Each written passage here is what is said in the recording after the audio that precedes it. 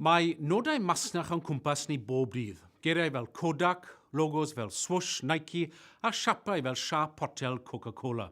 Mae'r rhain i gyd yn nodau masnach. Ond, oeddech chi'n gwybod bod y term hefyd yn cynnwys pethau eraill fel sloganau, enghraifft, because you're worth it, L'Oreal, a synnau hefyd. Efallai mae'r mwyaf adnabyddus yw trefn cordrau 3 eiliad Intel sy'n cael ei defnyddio gyda phrosesydd Pentium. Gall hyd yn oed arogl gael nod masnach. Mae modd i nod masnach fod yn gofrestredig, ac mae hyn yn cael ei ddynodi gan y symbol R, neu gall nod masnach fod heb ei gofrestru, a nodir hyn gan y symbol T-ym. Mae nod masnach cofrestredig yn ased gwerthfawr iawn. Gallwch chi ddefnyddio i ddiogelu enw neu logo eich busnes yn ogystal ag enwau a logos eich cynnyrch neu'ch gwasanaethau. Mae'n caniatáu chi reoli pwy sy'n cael ei ddefnyddio ac mae'n atal eraill rhag ei ddefnyddio heb ganiatâd. Gall bara am byth os yw'n cael ei adnewyddu bob 10 mlynedd fel rheol, ond mae modd i ddiddymu os nad yw'n cael ei ddefnyddio mwyach.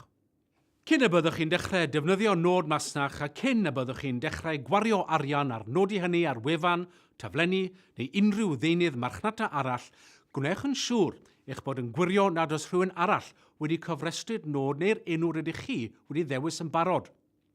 Rhaid i rywun proffesiynol chwilio drwy nodau masnach yn drylwyr, bod modd i chi chwilio'n gyflym ar-lein i ddechrau. Yn y Deyrnas Unedig, byddai hynny'n cael ei wneud drwy swyddfa eiddo deallusol y Deyrnas Unedig, yr IPO. Yn Ewrop, byddai'n cael ei wneud drwy'r OHIM, sef swyddfa cydgordio'r farchnad fewnol. Tarwch olwg ar y manylion yn y modiwl hwn i gael y gwahanol gyfeiriadau ar gyfer gwefannau.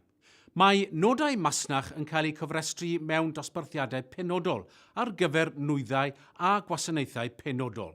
Mae system ddosbarthu NICE yn dosbarthu nwyddau a gwasanaethau o dan 45 pennawd bras. Bydd yn rhaid i chi nodi'r dosbarthiadau a'r nwyddau a neu'r gwasanaethau penodol rydych chi'n dymuno cofrestru'r nod masnach ar ei cyfer. Os yw'ch nod masnach yn disgyn o dan fwy nag un dosbarth, rhaid i chi dalu am gofrestru ym mhob categori.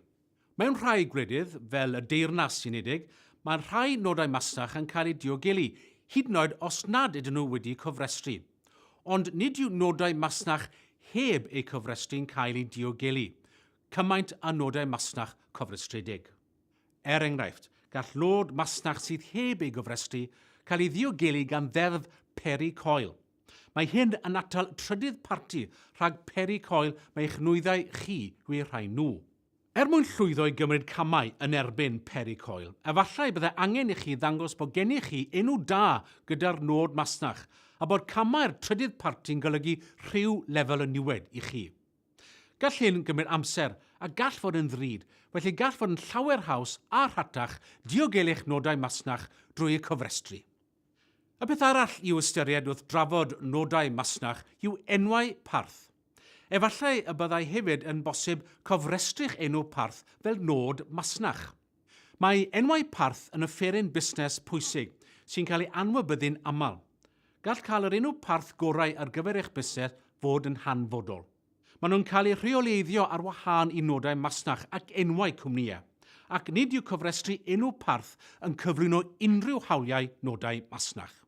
Mae enwau parth yn cael eu cofrestru drwy un o'r nifer o gofrestrfeydd enwau parth, ac maen nhw'n cael eu cofrestru ar sail y cyntaf i'r felyn. Byddwch yn ymwybodol o cyber sgwatio. Mae hyn yn golygu pan fydd trydydd parti'n cofrestru enw parth sy'n cyd-fynd â nod masnach neu enw busnes adnabyddus, mewn ysbryd anonest a heb unrhyw hawl i wneud hynny. Mae nodau masnach yn rhan bwysig o'ch busnes. Gwnewch yn siŵr eich bod chi'n ei diogelu nhw, ac os angen help proffesiynol arnoch chi gyda nodau masnach, cysylltwch â sefydliad y twrnïed nodau masnach.